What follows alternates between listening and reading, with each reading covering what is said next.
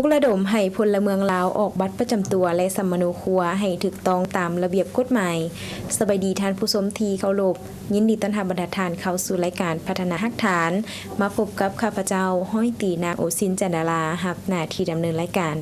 ท่านผู้ชมรายการพัฒนาหักฐานแม่นออกอากาศทุกๆวันพุธเวลา 9:30 น. 50:00 และออกซ้ำคืนในวันเดียวกันเวลา 11:30 น. ทางสถานีโทรภาพป้องกันความสงบและมาพบพ้อกันในมื้อนี้ในระยะทำอิฐจะให้บรรดาทานไปหับชมข่าวและผลงานการเคลื่อนไหวของกลุ่มคุ้มครองสมโนครัวและกสหฐานรายละเอียดซึ่งบรรดาทานติดตามรับชมพิธีปิดและมอบหับโครงการคุ้มครองพลเมืองลาวระบบบัตรประจำตัวระยะที่ 1ได้จัดขึ้นในวันที่ 8 พฤษภาคม 2025 นี้โดยเป็นเกียรติเข้าร่วมของพลโทคำกิ่งผุยลามณีวงศ์รองรัฐมนตรีกระทรวงป้องกันความสงบมีท่านลัสโลวาลาดีรองรัฐมนตรีกระทรวงการต่างประเทศและการค้าฮังการีและท่านลัสโลโกวัสประธานกลุ่มบริษัทพรซิสเต็มพร้อมภาคส่วนที่เกี่ยวข้องเข้าร่วมในพิธีพลโทคำกิ่งผุยลามณีวงศ์ได้กล่าวว่าโครงการคุ้มครองพลเมืองลาวระบบบัตรประจำตัวระยะที่ 1ที่ได้นำใช้งบประมาณเงินกู้จากรัฐบาลฮังการีจำนวน25 ล้านดอลลาร์สหรัฐมาพัฒนายกระดับการคุ้มครองเวียกงานสมโนครัวและบัตรประจำตัวอยู่สปป.ลาวให้มีความก้าวหน้าทันสมัยโครงการดังกล่าวได้เริ่มจัดตั้งปฏิบัติมาแต่ปี 2017 กระทรวงป้องกันความสงบลาวได้มอบหมายให้กรมคุ้มครองสมโนครัวและกสังหฐานเป็นหัวหน่วยจะตั้งปฏิบัติโครงการโดยร่วมกับบริษัทพรซิสเต็มได้แบ่งออกเป็น10ระยะในการจะตั้งปฏิบัติคือระยะกะเกียมระยะสำรวจบรรดาความเพียงห้องต้องการของโครงการระยะวิเคราะห์กฎหมายออกแบบระบบและซอฟต์แวร์ระยะปรับปรุงบูรณะพื้นฐานโครงล่างและนำเข้าศูนย์ข้อมูลระยะพัฒนาซอฟต์แวร์ระยะก่อสร้างและปรับปรุงบูรณะโครงการในขอบเขตทั่วประเทศระยะนำเข้าเครื่องพิมพ์บัตรประจำตัวและพาหนะหับไส้เก็บกำข้อมูลพลเมืองระยะนำเข้าบรรดาชุดอุปกรณ์เก็บกำข้อมูลสำหรับทั่วประเทศระยะฝึกอบรมบุคลากรผู้รับผิดชอบเวียกงานในขอบเขตทั่วประเทศระยะการปิดและรับประกันโครงการดังกล่าวนอกจากเป็นการพัฒนาระบบคุ้มครองพลเมืองลาวให้มีความทันสมัยเก็บกำข้อมูลของพลเมืองได้ทั่วประเทศอย่างเป็นระบบแล้วฐานข้อมูลเองก็มีความปลอดภัยรับประกันให้แก่เวียกงานการเก็บกำข้อมูลยาวนานและระบบซอฟต์แวร์รอบด้านเช่นซอฟต์แวร์สมโนครัวบัตรประจำตัวและอาชีพพาหนะพิเศษซึ่งจะช่วยให้เจ้าหน้าที่สามารถคุ้มครองบรรดาหน้าเวียกงานวิชาเฉพาะได้อย่างมีประสิทธิภาพ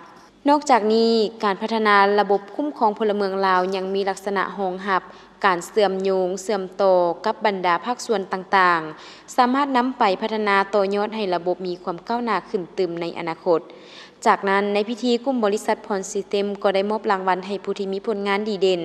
ในการปฏิบัติโครงการคุ้มครองพลเมืองลาวระบบบัตรประจำตัวระยะที่ 1เป็นเกียรติมอบโดยท่านลัสโลโกวัสประธานกลุ่มบริษัทพรซิสเต็มและพร้อมทั้งมอบใบย่องยอสมเสยให้บุคคลและกลุ่มกองเป็นเกียรติมอบโดยพลโทคำกิ่งผุยลามณีวงศ์รองรัฐมนตรีกระทรวงป้องกันความสงบในท้ายอาทิตย์ที่ผ่านมาทานพันเอกปริญญาเอกอาคมวงศ์พจันทร์รองหัวหน้ากองบัญชาการปกส.แขวงหลวงน้ำทาได้ลงสุกยุ่เวียกงานวิชาเฉพาะให้กองกสหฐานการเมืองกอง914ประจำเมืองรองแขวงหลวงน้ำทาเป็นเกียรติต้อนรับโดยทานพันโทคำเพื่อนพรมโสภารองหัวหน้ากองกสหฐาน914มีบรรดาต่างหน้าหัวหน้าด้านต่อมประจำขัวมิตรภาพลาวเมียนมาต่างหน้าเลขาคณะพักหักฐานหัวหน้าปกส.กลุ่มบ้านและพนักงานหักฐานภายในกองเข้าร่วมในพิธีทานพันโทคำเพื่อนพรมโสภารองหัวหน้ากองกสังหักฐานการเมืองกอง914ได้ผ่านบทรายงานย่อการเคลื่อนไหวจะตั้งปฏิบัติเวียกงานวิชาเฉพาะอยู่กองกสังหักฐานการเมือง914แก้ไขปรากฏการณ์ย่อท่อติดพันกับเวียกงาน3สร้างอยู่เมืองร้องแขวงหลวงน้ำทาในระยะผ่านมาทานพันเอกปริญญาเอกอาคมวงศ์พจันทร์รองหัวหน้ากองบัญชาการปกส.แขวงหลวงน้ำทาได้ชี้นำเวียกงานวิชาเฉพาะให้กองกสหฐานการเมือง914โดยทานได้เน้นหนักให้เอาใจใส่ปฏิบัติเวียกงานวิชาเฉพาะตามแผนแม่บทว่าด้วยการหันลงกสหฐานการเมืองของกำลังป้องกันความสงบติดพันกับเวียกงาน3สร้างอยู่แขวงหลวงน้ำทาตาม4เนื้อใน4คาดหมายเป็นต้นเวียกงานการเมืองแนวคิดเวียกงานป้องกันชาติป้องกันความสงบให้พนักงานมีความอุ่นเอียงทุนเทียงปฏิบัติหน้าที่เวียกงานให้ประสบผลสำเร็จ ในตอนท้ายของประชุมท่านยังได้มีคำเห็นโอ้ลมก่อนอื่นได้ย่องยอสมเสยต่อผลงานที่ญาติมาได้ในระยะผ่านมา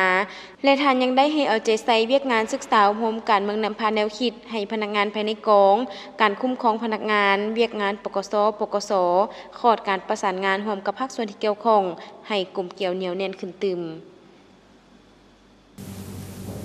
เจ้าท่านผู้ชมที่ผ่านไปนั้นก็เป็นการนำเสนอข่าวและผลงานการเคลื่อนไหว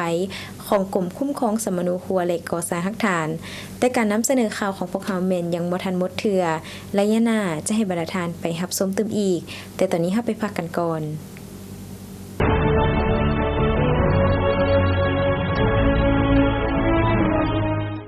รายการพัฒนาหักฐานเป็นรายการหนึ่งที่นำเสนอเกี่ยวกับผลงานการเคลื่อนไหว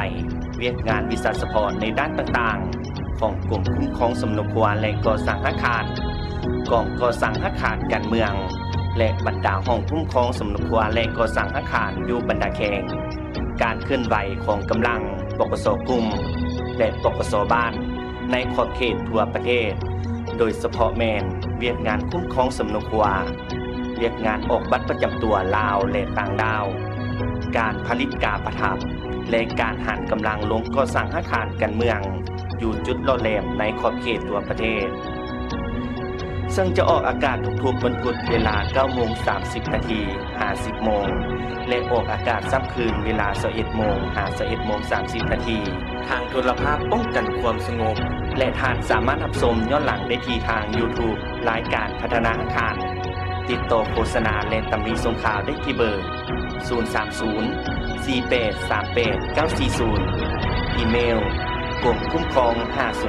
509เจ้าท่านผู้ชมมาพบกันในระยะที่2ของทางรายการจะให้บรรดาทานไปสืบต่อรับชมข่าวและผลงานการเคลื่อนไหวของกลุ่มคุ้มครองสมนูครัวและก่อสร้างหักฐานรายละเอียดซึ่งบรรดาทานติดตามรับชม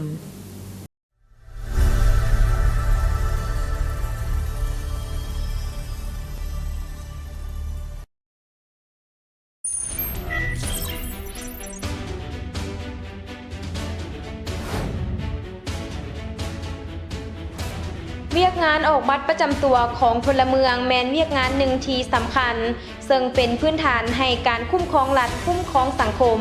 และสร้างเงื่อนไขอำนวยความสะดวกให้แก่พลเมืองลาวได้ปฏิบัติสิทธิและพันธะของตนถูกต้องตามระเบียบกฎหมายเป็นเอกสารที่ถูกต้องตามกฎหมายถือติดตัวบุคคลในการเคลื่อนไหวพัวพันเฮ็ดธุรกรรมต่างๆในสังคมให้สะดวก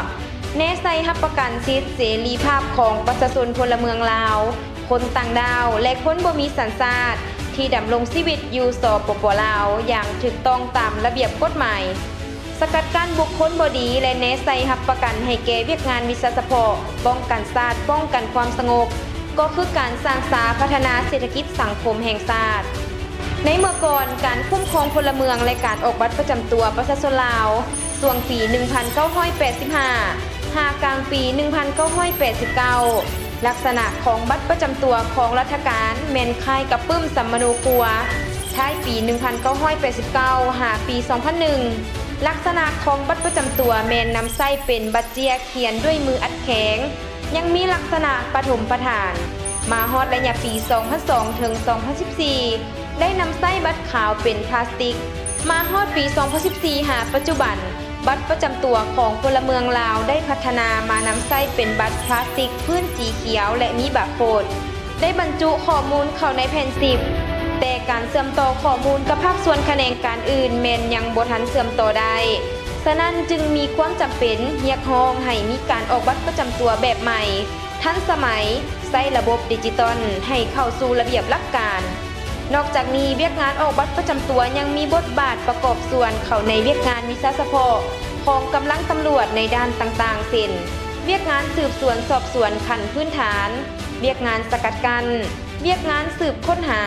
ซอกไล่จับและจัดประเภทเป้าหมายต่างๆโดยอิงใส่เวียกงานออกบัตรประจำตัวเป็นพื้นฐานหลักในการคุ้มครองพลเมืองและป้องกันความสงบซึ่งในการจัดตั้งปฏิบัติเวียกงานคุ้มครองสมนูครัวและออกบัตรประจำตัวในระยะผ่านมาแม้นพบความยุ่งยากหลายประการเป็นต้นแมนการลงประสานสมทบกับบรรดาแขวงในทั่วประเทศเพื่อกวดกาปรับปรุงเวียกงานวิสาสะเพาะยังบ่ทันเฮ็ดได้อย่างต่อเนื่อง มีบางแขวงการรายงานการออกบัตรบ่ทันตอบสนองกับความเรียกร้องต้องการได้การพิมพ์บัตรประจำตัวบางครั้งแม้นพบความยุ่งยากเนื่องจากว่าสัญญาณในระบบและเครื่องพิมพ์บัตรมีการขัดข้องเฮ็ดให้บางครั้งบ่สามารถตอบสนองได้ตามความเรียกร้องต้องการของสังคมเฮ็ดให้มีกลุ่มคนบ่ดีสวยไส้เข้ามาแอบแฝงหรือลี่ซ่อนปนตัวอยู่ประเทศเฮาด้วยเหตุนั้นต่อกับเวียกงานดังกล่าวก็แม่นเวียกงานหนึ่งที่มีความจำเป็นอย่างภาวะวิสัยต้องได้เพิ่มทวีการนำพาของพรรคทุกขั้นเข้าในการแก้ไขเวียกงานดังกล่าวเพื่อรับประกันให้ประเทศชาติมีเสถียรภาพทางด้านการเมืองสังคมมีความสงบปลอดภัยและมีความเป็นระเบียบเรียบร้อยดังนั้นเพื่อเฮ็ดให้โครงการสร้างฐานข้อมูลพลเมืองและบัตรประจำตัวอยู่สปป.ลาวได้รับการจัดตั้งปฏิบัติอย่างกว้างขวางเลิกเซิงในขอบเขตทั่วประเทศกระทรวงป้องกันความสงบได้หันแนวทางรัฐบาลดิจิทัลเศรษฐกิจดิจิทัลและสังคมดิจิทัลรัฐบาลได้เอาใจใส่ชี้นำอย่างจดจ่อในเวียกงานคุ้มครองฐานข้อมูลพลเมืองและบัตรประจำตัวให้มีความทันสมัยการเชื่อมโยงการแบ่งปันข้อมูลกับบรรดากระทรวงองค์การที่เกี่ยวข้องให้มีความเป็นเอกภาพ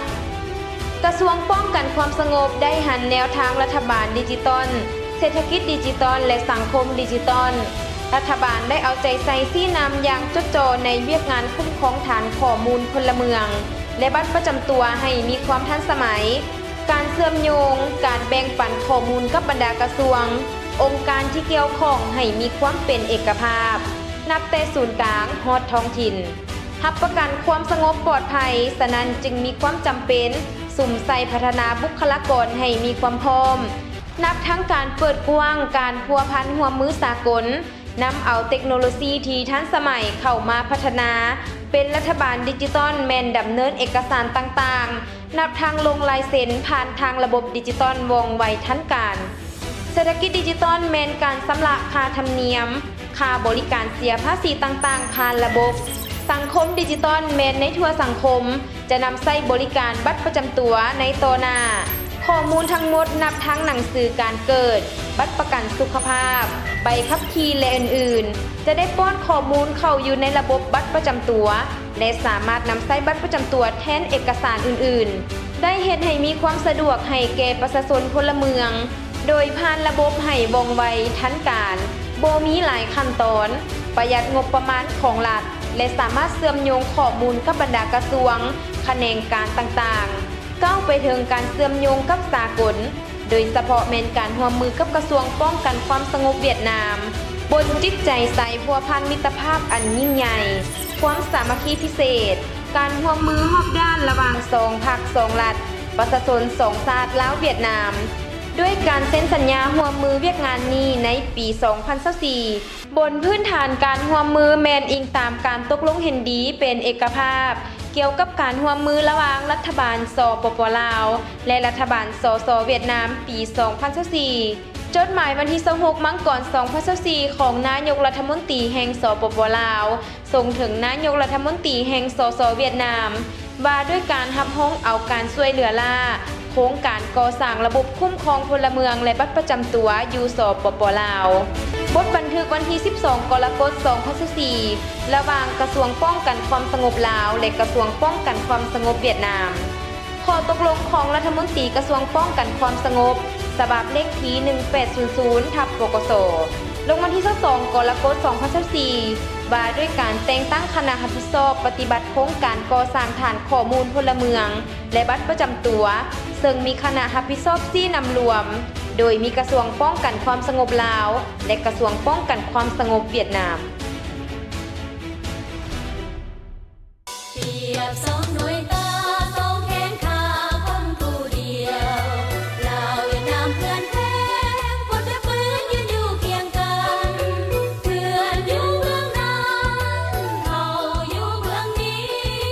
สองเปิ้นผู้ลวงพร้อมที่มันแล้วเรามันเดียวกัน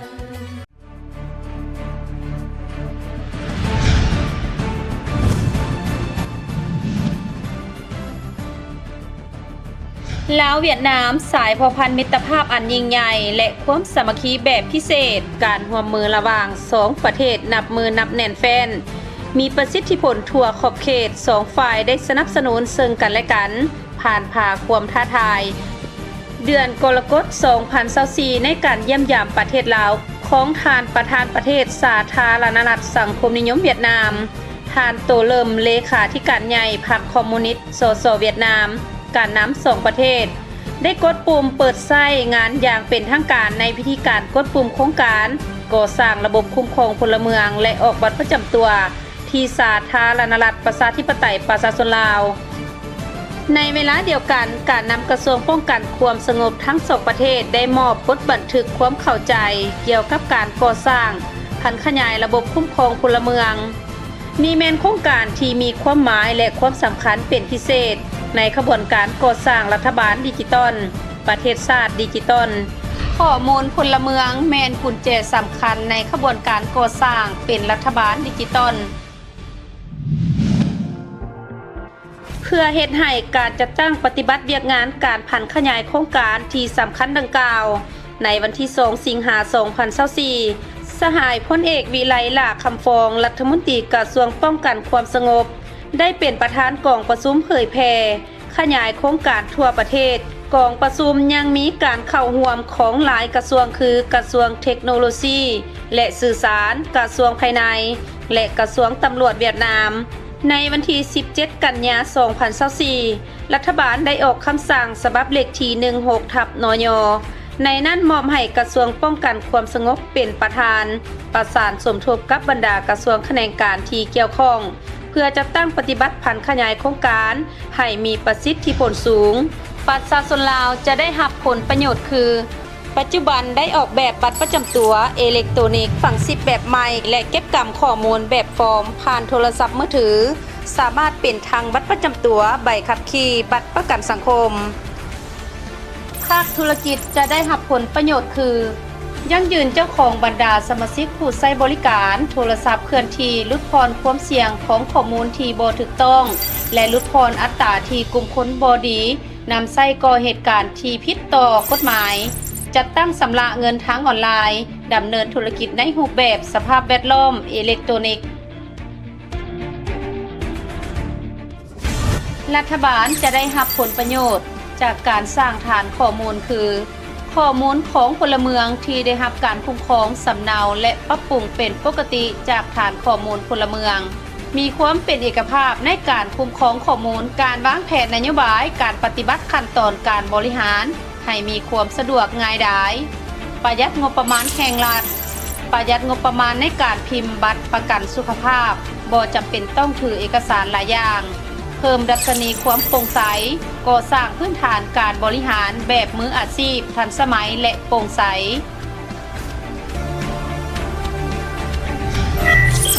5ปัญหาใหญ่ประกอบมีทางด้านกฎหมายข้อมูลพื้นฐานโครงล่างความปลอดภัยของระบบทรัพยากรบุคลากรและต้นทุน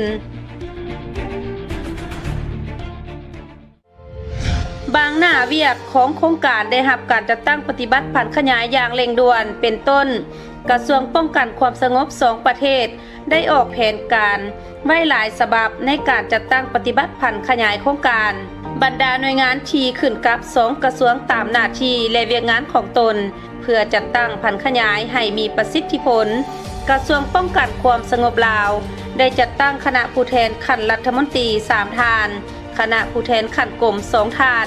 ไปเยี่ยมยามและถอดถอนบทเรียนประสบการณ์ผันขยายโครงการเวียดนามและได้ส่งพนักงานจำนวน20สหายไปเวียดนามเพื่อประสานสมทบก่อสร้างโครงการและกระทรวงป้องกันความสงบเวียดนามยังได้จัดตั้งคณะผู้แทน2ท่านเฮ็ดเวียกอยู่ลาวเพื่อดำเนินสำรวจ5กระทรวง3กรมกอง4ตำรวจท้องถิ่นปัจจุบัน2ฝ่ายได้เอกภาพมติเห็นดีประกาศใช้เพื่อรับใช้เวียกงานผันขยายโครงการออกแบบสำเร็จ6ซอฟต์แวร์กับบรรดาขบวนการชั่วคราวเพื่อปฏิบัติจัดตั้งผันขยายโครงการในนั้นมีขบวนการโอนถ่ายเอกสารสำเนาสมโนครัว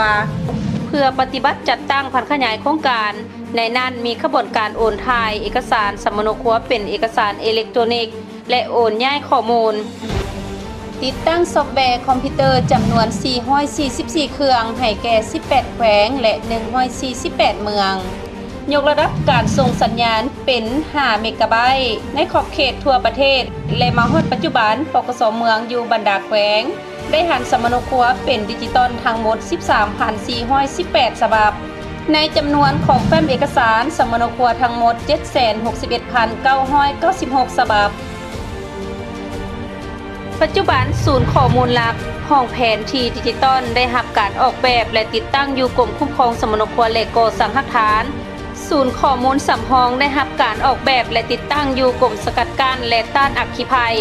เพื่อตอบสนองตามความเห็นห้องต้องการในการโอนถ่ายข้อมูลและโอนถ่ายสมโนครัวเป็นเอกสารอิเล็กทรอนิกส์กรมตำรวจคุ้มครองความเป็นระเบียบเรียบร้อยทางสังคมกระทรวงตำรวจเวียดนามได้จัดตั้งปฏิบัติมอบรับและติดตั้งบรรดาอุปกรณ์อยู่ที่กรมคุ้มครองสมโนครัวและก่อสร้างหลักฐานกระทรวงตำรวจลาว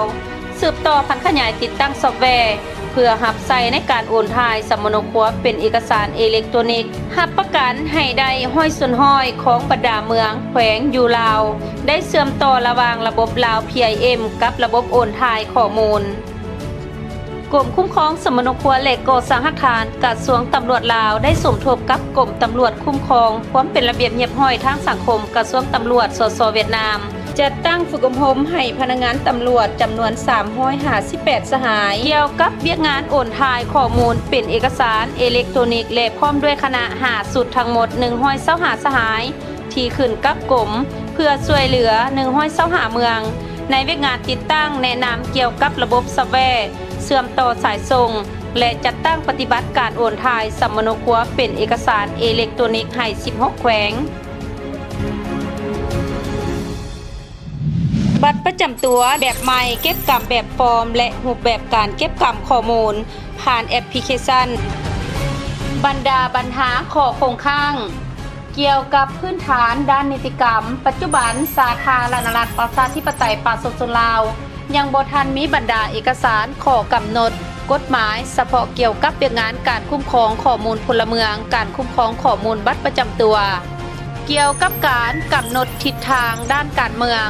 ภาระบทบาทของผู้นำโดยเฉพาะแม่น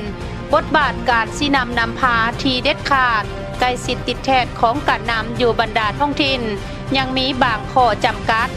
ยังบ่ทันสามารถจัดตั้งปฏิบัติได้อย่างแท้จริงแขนงการและบรรดาอำนาจการปกครองท้องถิ่นยังบ่ทันมีประสิทธิผลสูง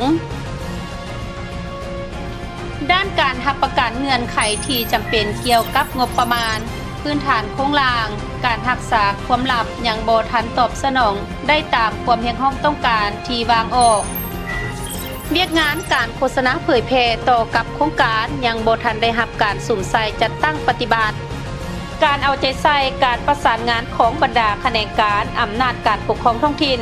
ยังบ่ทันมีประสิทธิผลการรับประกันเงื่อนไขที่จำเป็นเกี่ยวกับการสนองงบประมาณพื้นฐานโครงล่างรับประกันความลับยังบ่ทันตอบสนองได้ตามความเพียงห้องต้องการสร้างอุปสรรคต่อความสำเร็จของโครงการ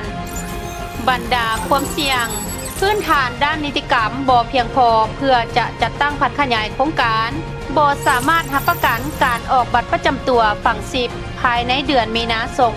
2025และการมอบรับระบบคุ้มครองพลเมืองและบัตรประจำตัวภายในเดือนกรกฎาคม 2025บ่สามารถรับประกันด้านพื้นฐานโครงล่าง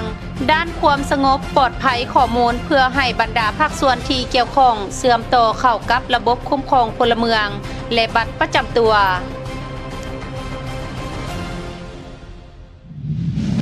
เพื่อรับประกันการปฏิบัติโครงการให้ประสบผลสำเร็จและมีประสิทธิผลสูงคณะชี้นำได้จัดตั้งกองประชุมเป็นระยะหีบด่วนเพื่อแก้ไขปัญหาข้อยุ่งยากส่งเสริมการดำเนินการแก้ไขปัญหาให้มีประสิทธิภาพในการดำเนินโครงการหัวหน้าแต่ละหน่วยงานต้องมีความรับรู้เข้าใจอย่างถูกต้องมีความตั้งใจทางการเมืองสูงมีความตั้งหน้าและมีหัวคิดประดิษฐ์สร้างในการจัดตั้งปฏิบัติโครงการเพื่อเพิ่มทวีการกวดกาติดตามความรับผิดชอบของผู้นำบทบาทของสมาชิกภาคพนักงานรัฐกรเอาใจใส่เป็นพิเศษต่อเวียกงานการรักษาความปลอดภัยและความปลอดภัยของข้อมูล เลือกเอาการทดลองเวียกงานผันขยายที่เหมาะสมเพื่อเรียนรู้จากประสบการณ์และปรับใช้ทั่วประเทศประสานงานเฮ็ดเวียกงานร่วมกันอย่างแน่นแฟ้นระหว่างบรรดากระทรวงแขนงการองค์การหน่วยงานต่างๆเพื่อร่วมดำเนินการได้แก่ห้องว่าการสำนักงานนายกรัฐมนตรีต้องสร้างมาตรฐานปรับโครงสร้างขบวนการลดพรและลดความซับซ้อนของขั้นตอนการบริหารกระทรวงภายในสมทบกับกระทรวงป้องกันความสงบลาวในการเชื่อมโยงประสานสมทบและแบ่งปันข้อมูลระหว่าง2ระบบเพื่อรับใช้การออกเลขบัตรประจำตัวเฉพาะสำหรับพลเมือง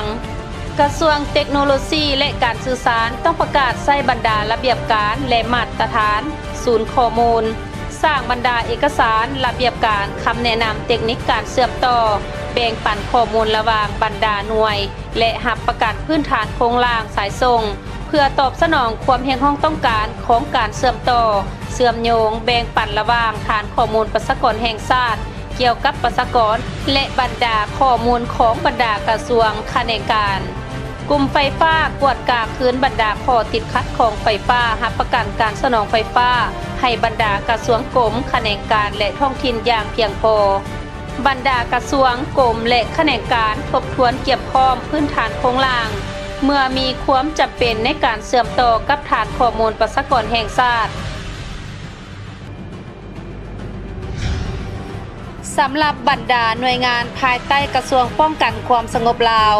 ได้สำเร็จการสร้างบรรดาเอกสารข้อกำหนดกฎหมายต้องได้กวดกาคืนบรรดาเอกสารนิติกรรมที่เกี่ยวข้องกับการกำหนดพลเมืองบัตรประจำตัวพลเมืองกรมโฆษณาอบรมต้องเผยแพร่ผลประโยชน์และบทบาทของระบบพลเมืองบัตรประจำตัวพลเมือง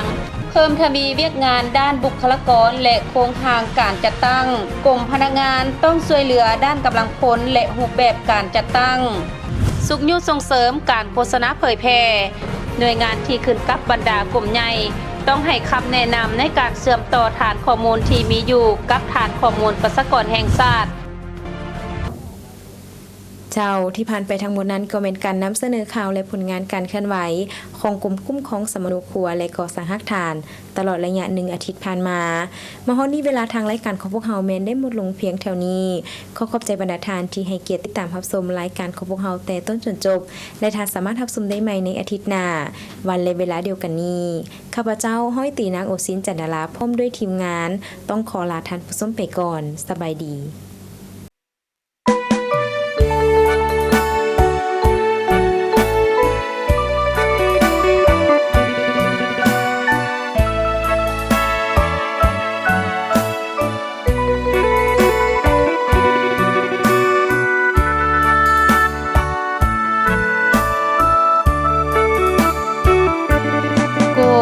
คุ้มครอ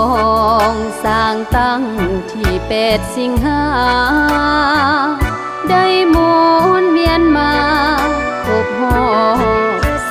40 ปี1978 2018ครบรอบพอดีร่วมฉลองพิธีวันนี้ทุกคนยินดี